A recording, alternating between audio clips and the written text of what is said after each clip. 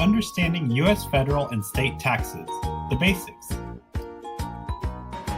One of the most confusing aspects of American life, whether you're an international student, scholar, or domestic student, or really for anyone living in the U.S., is filing taxes.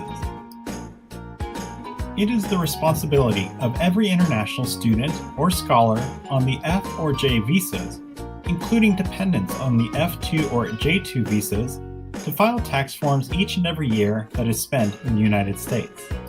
Bechtel International Center staff are not tax professionals and do not provide tax advising or referrals. And keep in mind that no information in this video should be considered formal tax advice. Always consult with a professional tax service as necessary. Check the Practical Matters page on the Bechtel International Center website for the information described in this video. To begin with, you should know that it is the Internal Revenue Service, known as the IRS, which is the tax collection agency for the United States federal government. So, when you hear the letters IRS, that's the agency you'll be responsible to when it comes to federal taxes. Along with filing federal tax forms, if you have earned an income in California or in another state, you may also need to file state tax forms. The tax collection agency for the state of California is known as the Franchise Tax Board. Please note, if you had no U.S.-based income during the calendar year from January 1st to December 31st, you are only required to file Form 8843. The deadline to file the Form 8843 is on or about June 16th. Now here's a few things you need to know to get you started.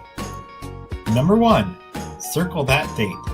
Federal and state taxes must be filed each year on or about April 15th for income earned in the United States during the previous calendar year.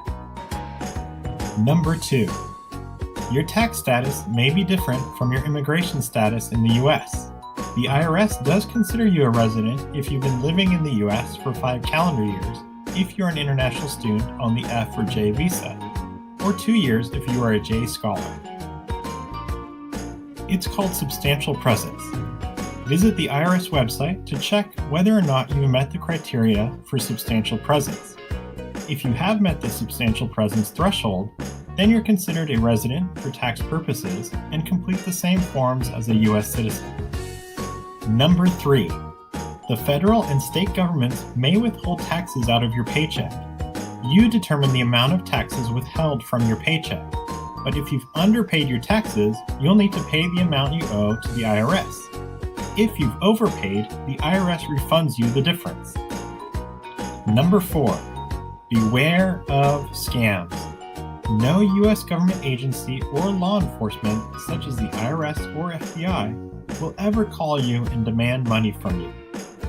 If you get a phone call from someone claiming to be from a government agency or law enforcement and demanding money from you, report the phone call to the Bechtel International Center. Thanks for watching this video. And remember that the Bechtel International Center does not provide tax advising or referrals, but we do provide tax webinars by a tax professional and purchase software for students and scholars to use to file federal taxes. So be sure to check out our website for those resources.